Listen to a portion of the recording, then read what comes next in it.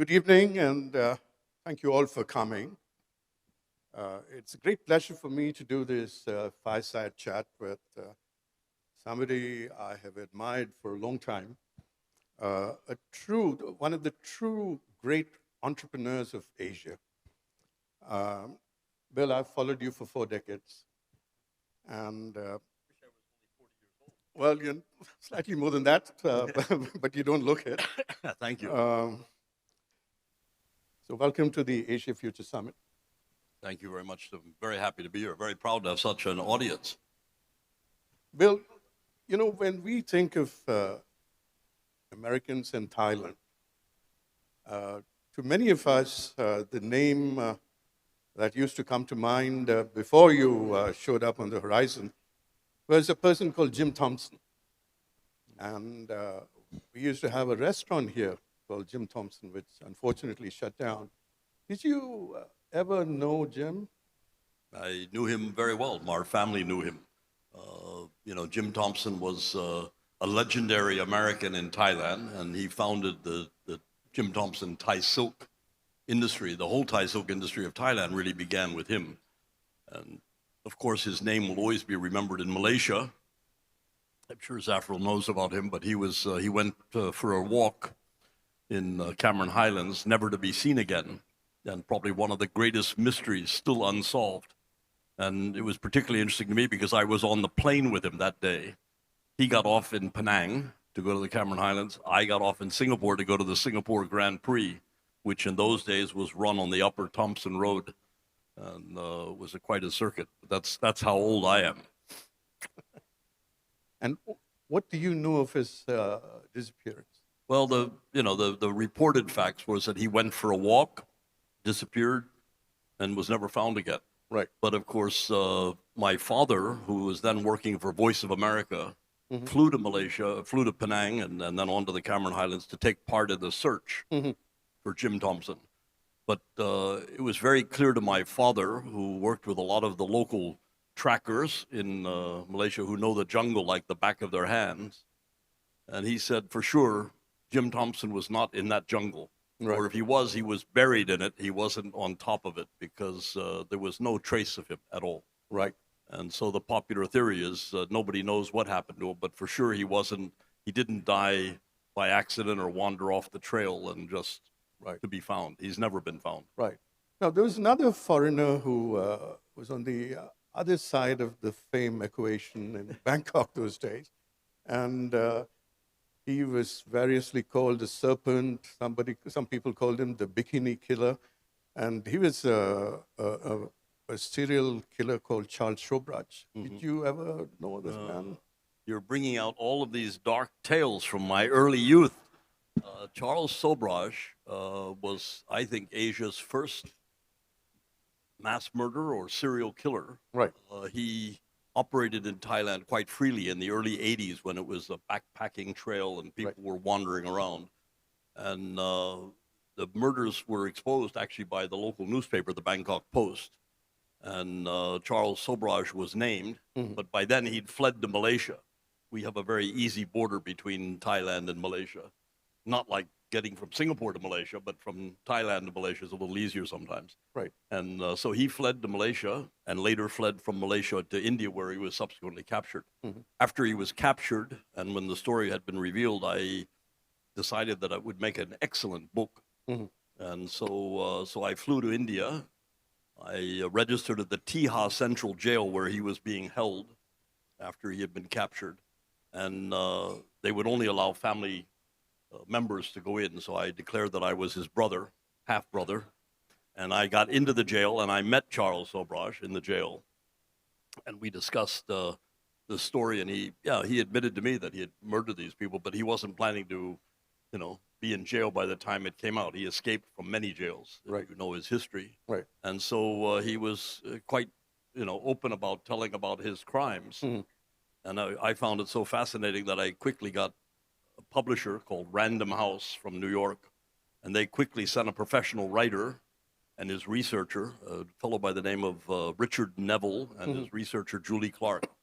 And the outcome of that was a book that I financed called The Life and Crimes of Charles Sobrage. Yeah. And Was that the one that Netflix made into a series? well, it was actually BBC made Okay. The Bikini Killer, I think, Right. out of that. And but there was another movie that somehow with Rachel Ward. It was filmed in Sri Lanka because you couldn't film Right. corruption because he paid the police off in Thailand, so Right. they filmed it in Sri Lanka. Right. And Rachel Ward was then about the time the Thornbirds came out, and I thought Rachel Ward was the most beautiful woman in the world. Right. But anyway, to make a long story short, he's now free. Right. Never been officially charged with any murder, but he Right. spent 40 years in jail for various things, and he's free. Yeah. He's one of the few people I've seen in the world get away with murder. Right. You know, on a more serious note, Bill, I first heard of you in 1985 or 1986. And at that time, you were written about as the American who introduced pizza to Thailand at a time when the Thais were not eating cheese. Well, you know why they weren't eating cheese? Could you give me a sense of, I mean, how did that moment come about? I mean, what made you do that? Well, you know, I left school. I didn't go to university, so Right. I wasn't really very bright.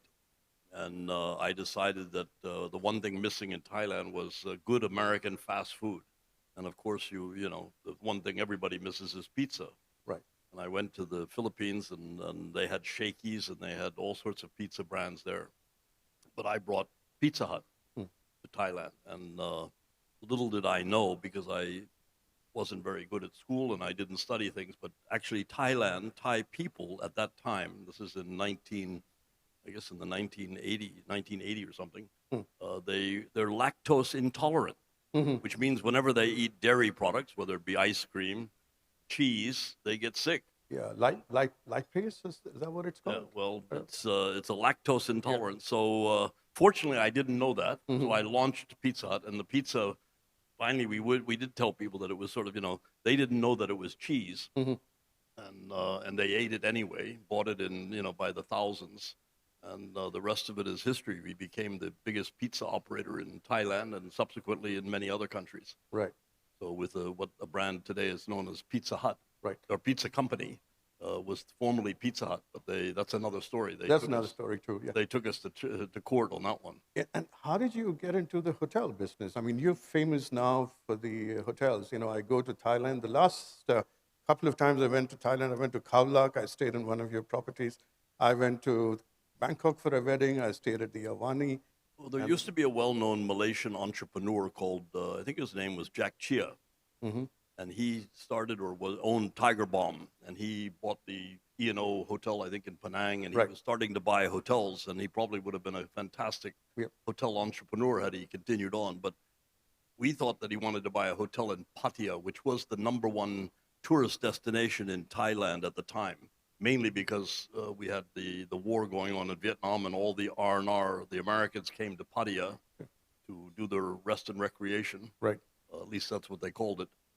And so we bought this hotel in Pattaya with the idea that we wanted to sell it to Jack Chia. And lo and behold, he didn't buy it. And there, by default, we were in the hotel business. I see. And so we continued to run that hotel. We still have that hotel in Pattaya. It's now been, I guess it's just celebrating its 45th anniversary. Right. And It's now now you, called an Avani, which is our new brand, one Right. of our new brands. that's right. And I understand now you have about 600 hotels Just worldwide over 600 hotels now. and about 9,000 rooms. And now we have 90,000 rooms. 90,000 rooms, sorry. I missed it. We have 90,000 employees. How's Yeah. that? And 90,000 rooms, too. That's right. Now, is there an optimum for you? You know, or are you just going to grow randomly? And where do you think growth is going to come for you in the next few years? The next few years, our focus is really on very much on Asia. We just opened our first hotel in India, Anantara in Jaipur. We've signed a contract to do 12 hotels in the next 4 years, I think, in Japan. We're about to open our first hotel in Singapore. I don't see a lot of you in Japan. Pardon? I don't see a lot of you in Japan. Well, we're not there in very You're not there. That's So right. Okay. but we hope to be. So that's the main thing. We're filling in some of the gaps.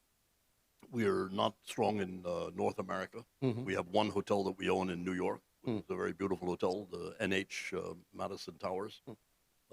But we've got to figure out how to get North America, Japan, and India and Indonesia are really some of the wide open spaces. We're very strong in Europe because of our NH acquisition. Right.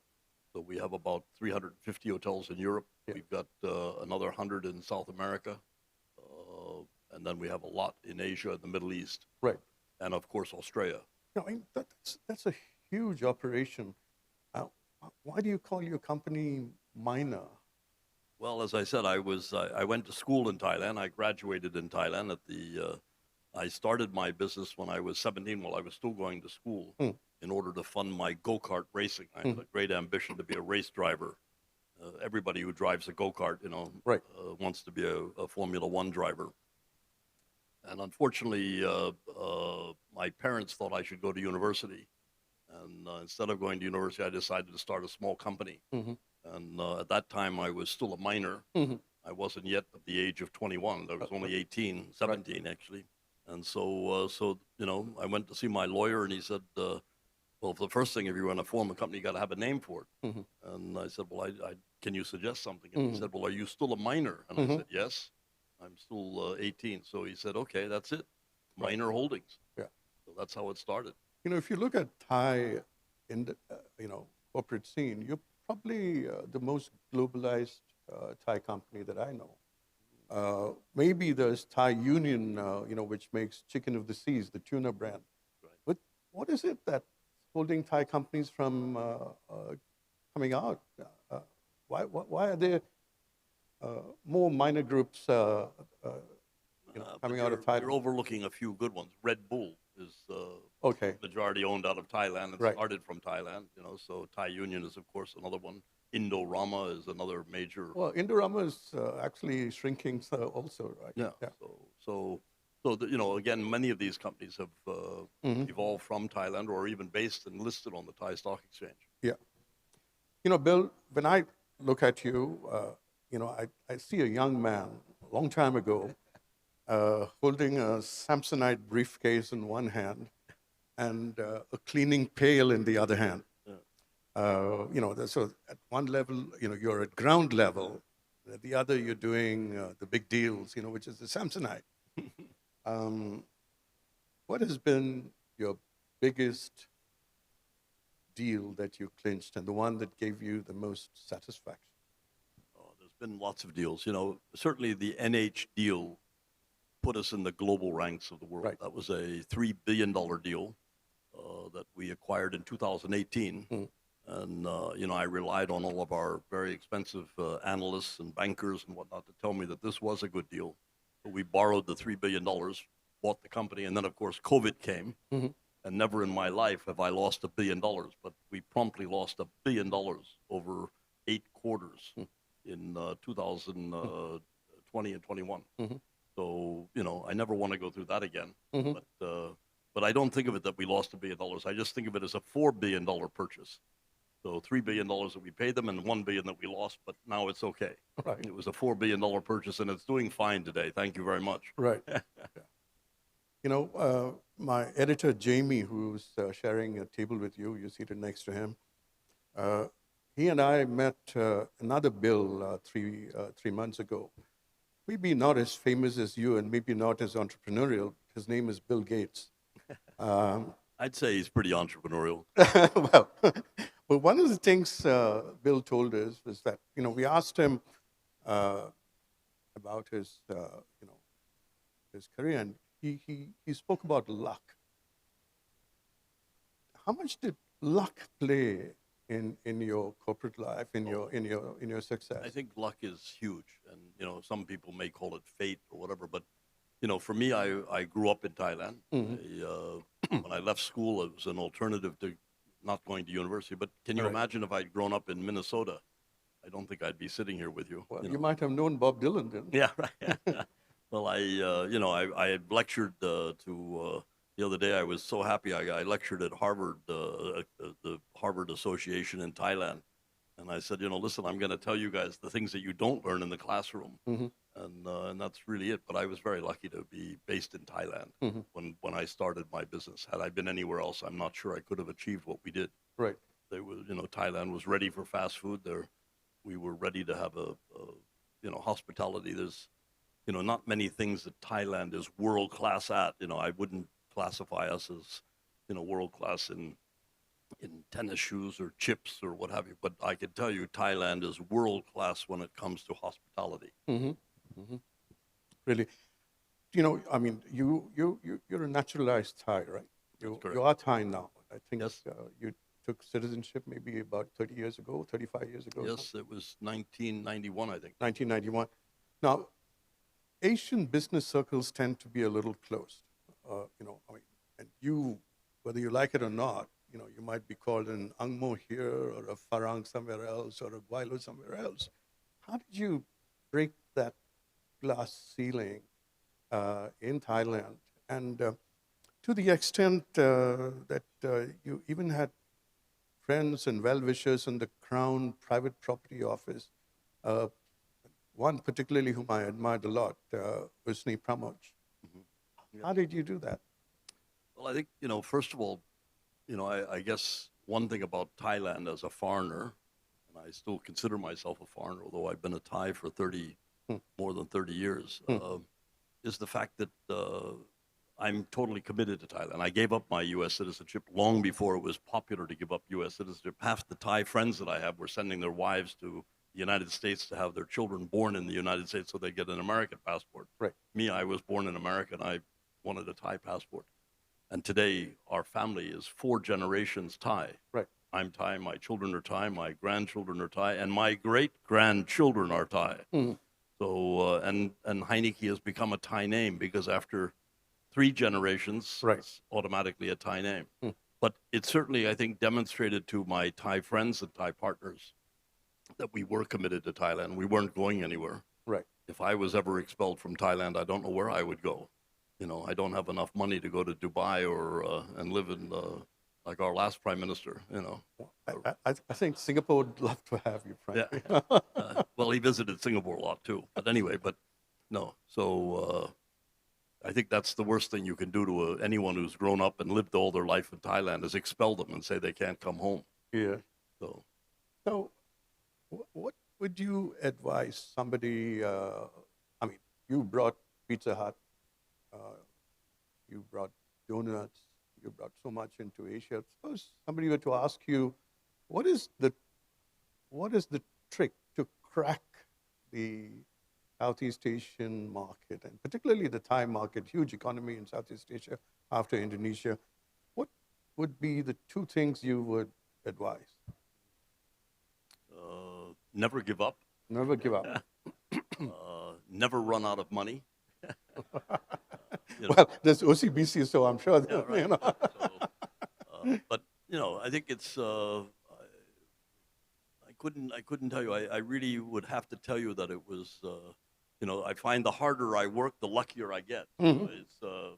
There hasn't been too many ways to avoid that. We're all.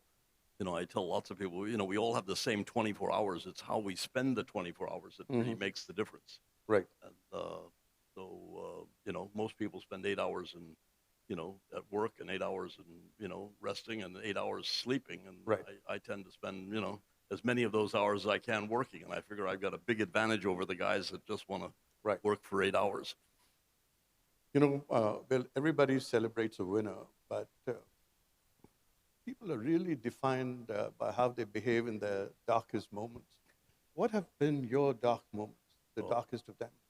If you live in Thailand, you have a lot of dark moments. We had, certainly we had the 97 crisis, which was really devastating for not only for Thailand, but for many other countries. And that brought us certainly to our knees. We should have filed for bankruptcy, but never did. We just, I followed my old adage of never giving up.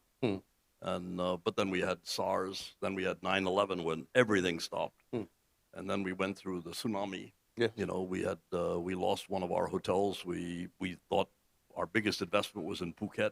Right. We feared that that would be the end of Phuket and all of our investment in Phuket. You're talking about the Khao Lak Pardon? Are you talking about the Khao property? Or? The Khao Lak property, Okay. but we also have many properties in Pattaya, but Right. sorry, in Phuket. But the Khao Lak property was completely destroyed Right. by the tsunami, Right. and we lost guests, we lost staff, Right. and it was a very traumatic moment. We've since rebuilt the hotel, but it took me 15 years before I would ever set foot on that property.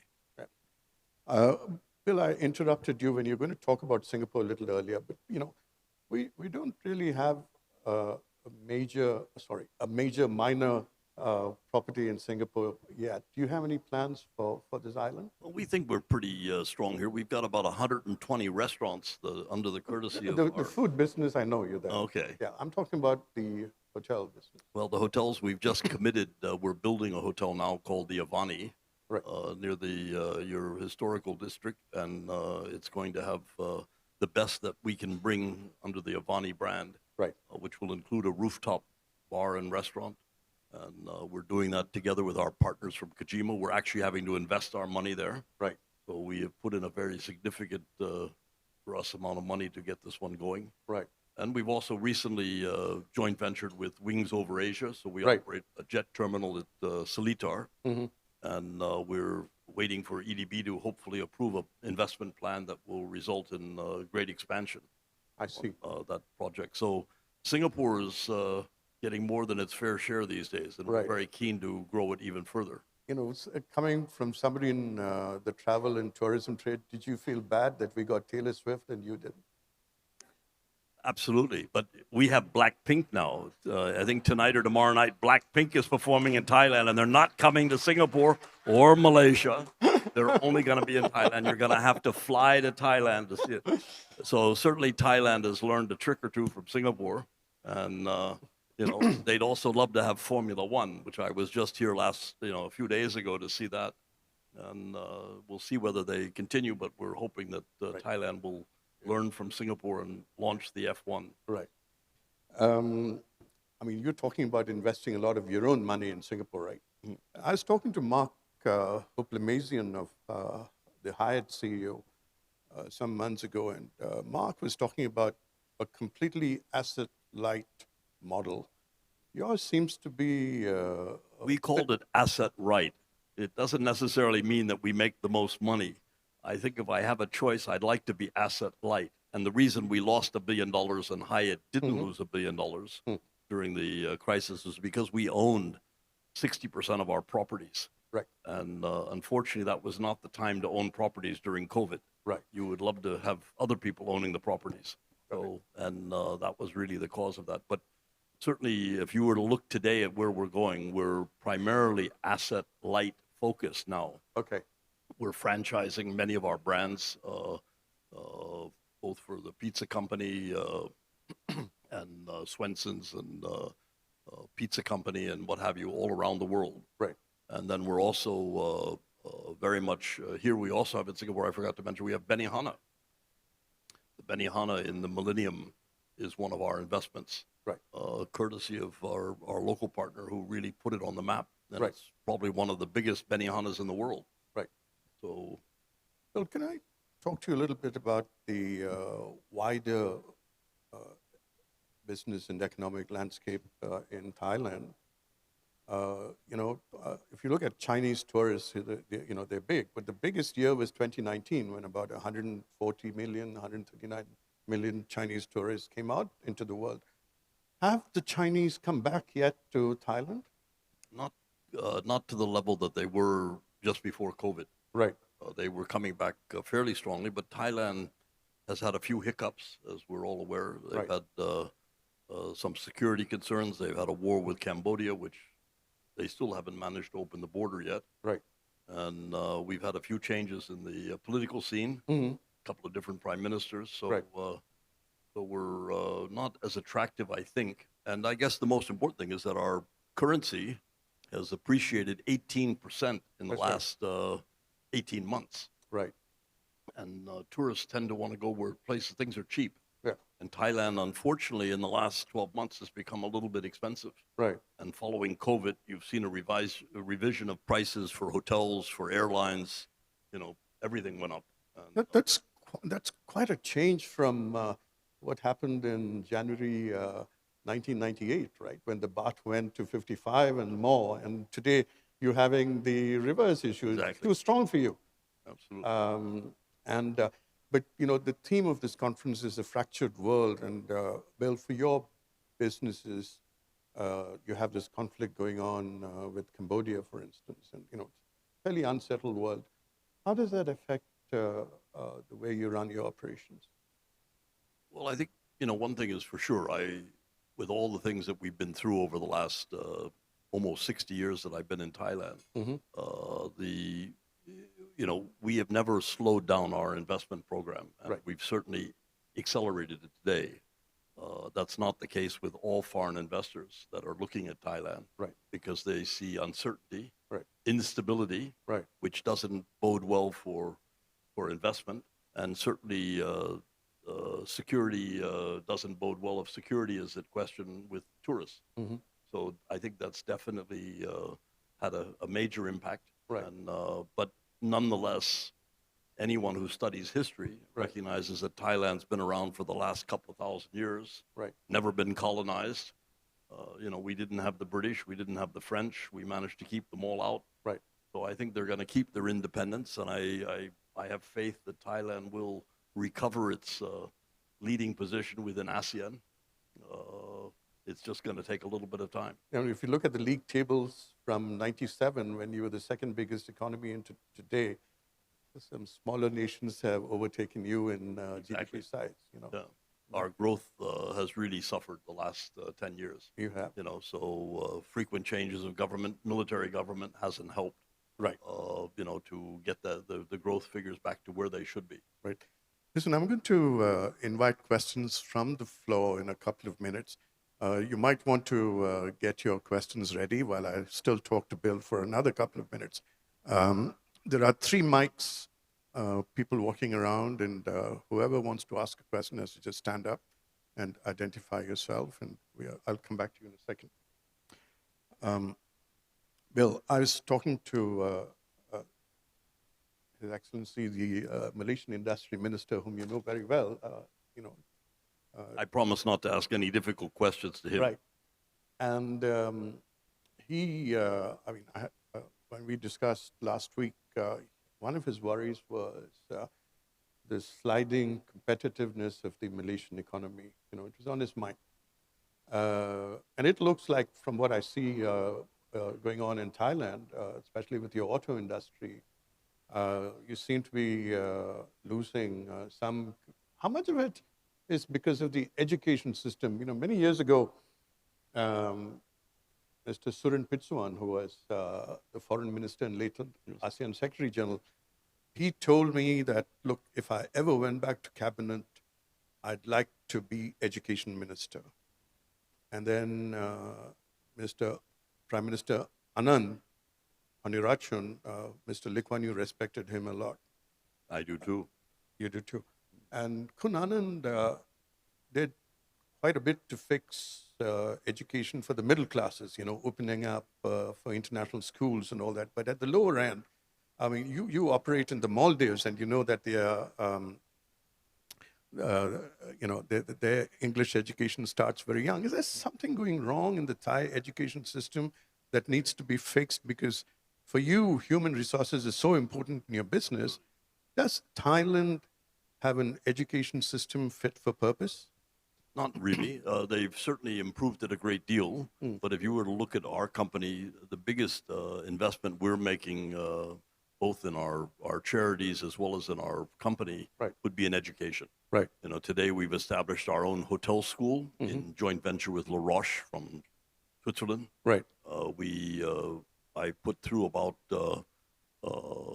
now more than 25,000 students that we sponsor from kindergarten all the way through university. Right. And, education to me could make the big difference for Thailand. Right. So there has to be more emphasis on it today. Right. I'm going to ask you one more question before I turn to the floor. Bill, you've written a bestseller called On Entrepreneurship, right? That's correct. And I understand there's a revised version coming up soon. But I want to talk to you about a book that a few friends of mine received from you some years ago, and it was called Everything I Know About Thai Politics. That's correct. I've since done a few more issues of that book. I have one on Maldives. Also called Yes, Everything also I the Know. same title, and it's And the interesting thing about that book is that it was completely blank. that's right, and that's about what I know about Thai politics. Completely blank. I haven't been able to understand them yet, but I'm still a student. Right. And also the same thing. I found politics in the Maldives to be very difficult to understand. I've given that book out to many of the prime ministers. So a few days ago, I met Peter in Jakarta. And as everyone knows, poor Peter thought that winning an election is enough to be Prime Minister of Thailand. It doesn't work out that way. Now, do you think Thai politics needs fixing, and what can be done? I mean, how much is that political instability affecting business in Thailand? There's no question. I think that business needs political stability, and right now we've got an interim government for the next 4 months. Then we'll go to an election, hopefully. And at that point in time, hopefully the people will decide. Right. And maybe then we can get some momentum. Right. So we had briefly already a couple of prime ministers that both got shut down by the Judicial Council. Right.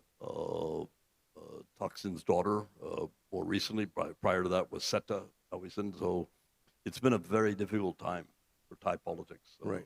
Coming after many years of military influence, we might say. Mm-hmm. Mm-hmm. Are there any questions from the floor?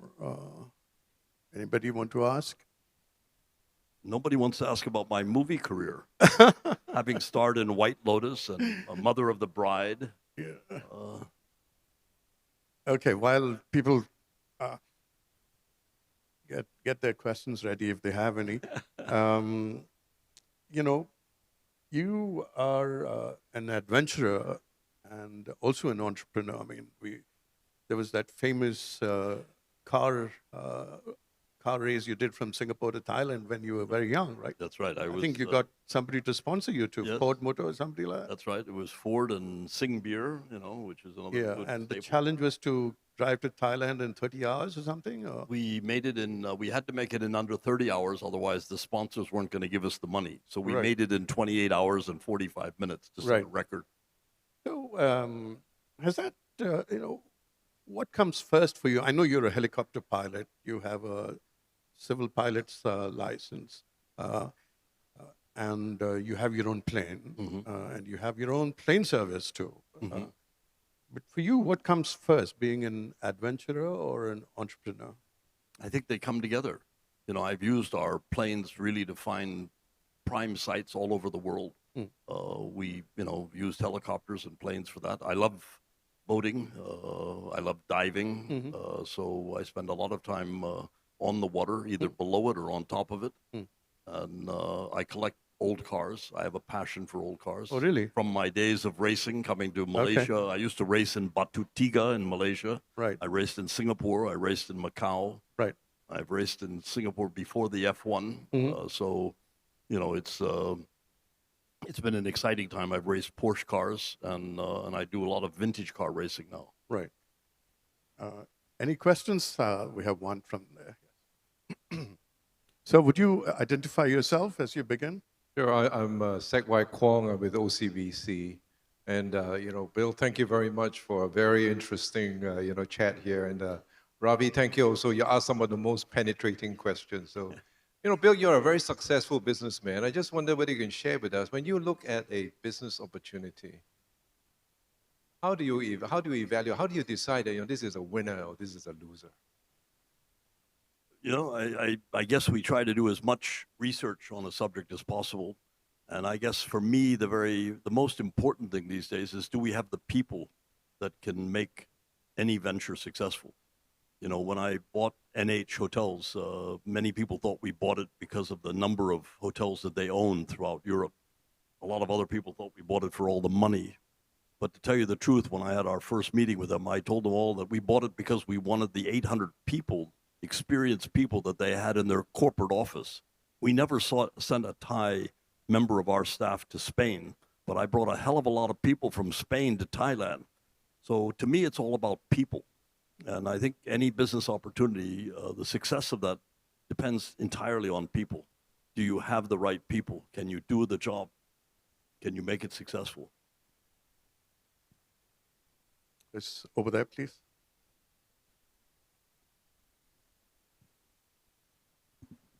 Mr. William, welcome to Singapore. It's Thank a you. privilege to hear you speak as an adventurer, businessman, pioneers, divers, and stuff like that. Now my question is, President Trump, as a president and also a businessman, has disrupted the whole world trading system, dismantled many rules of law, like the WHO, among other things. So can you give us some feedback or your own advice how Singapore and Southeast Asia, or even Thailand and Malaysia, and investors and business people should respond or react or manage this turbulent President Trump and MAGA? Make America, yeah, MAGA, correct. Thank you. Good question. I guess at a moment like this, I'm very proud that I'm not an American. I don't agree with Trump's policies, his trade policies especially. The U.S. spent 250 years being a leading country in the world, both in trade, politics, democracy, you name it. And I think in the space of a very short time, they're destroying the relationships that they spent years building. And I'm hopeful that at some point, clearer heads will prevail, and we will get back to the role that we used to play, or at least the United States used to play, in fostering free trade and in trying to drive democracy and around the world. And unfortunately, it doesn't seem to be that case today. And my friends who are Canadians and Mexicans and what have you, they're all very proud to also state that they're not Americans. But so I think this is a good time to be in Asia, and I think we'll come through it. I think one of the things which is clear to me is that much of Asia seems to be much closer to China these days than they are to the United States. And perhaps they look at China as being an economy that may surpass the United States shortly, and then we have economies like India, even Indonesia. These are incredible economies that, the American economy is no longer going to be what the world revolves around. One more, yes, over here. Yeah.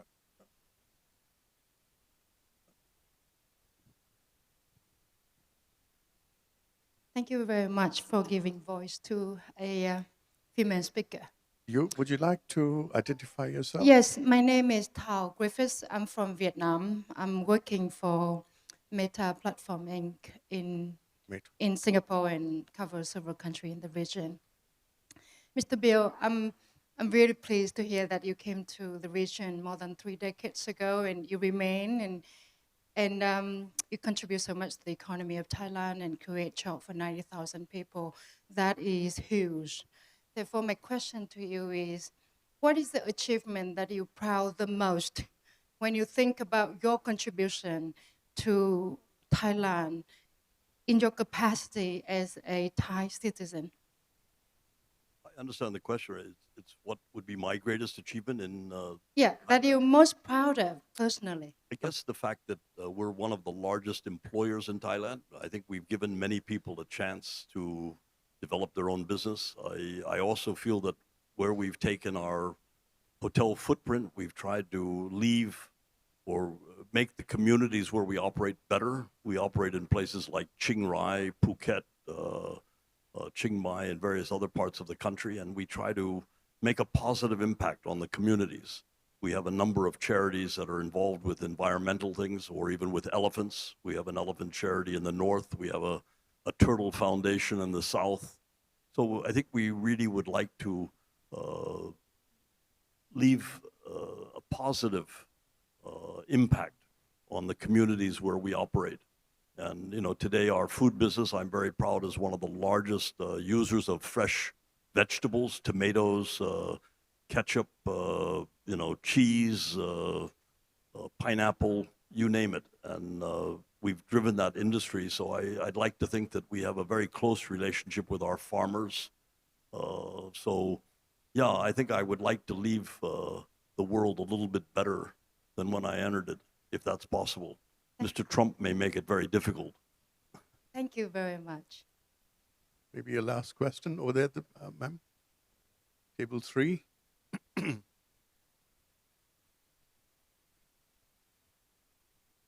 Thank you, Mr. William. I'm ex-OCBC. I used to work for Helen over there. I have a question. I think you mentioned that people is very central to your business. As we understand, the hospitality business is indeed very people. But how much is AI disrupting that notion and that understanding? If I have a daughter who's looking for a career, should she still be focusing on hospitality? Well, I hope she continues with hospitality, because one thing that AI and digitization, it's not going to replace the human touch. When I arrive at a hotel tired from an exhausting trip, the last thing I want to hear is a machine that tells me, welcome to Singapore. So the personal touch in our business is always going to be there, and it's going to be there in restaurants, and it's going to be almost everywhere. AI is only here to help further develop individuals, and we see that in our business. And the whole digitization that's going on, the use of AI, we see it as helping people. It's going to create better people, better team members for us. So don't be afraid that it's going to replace people. That's very comforting to hear from you, Bill, because it's one of the big worries of our times is that where is capitalism going, and who is it meant for? Is it just for a few people? And your words give one comfort that it can be for every man. I want to thank you for a most interesting conversation. Good of you to come down, and thank you very much. It's been Thank you very wonderful much talking. for having me and for being such a great audience. Thank you.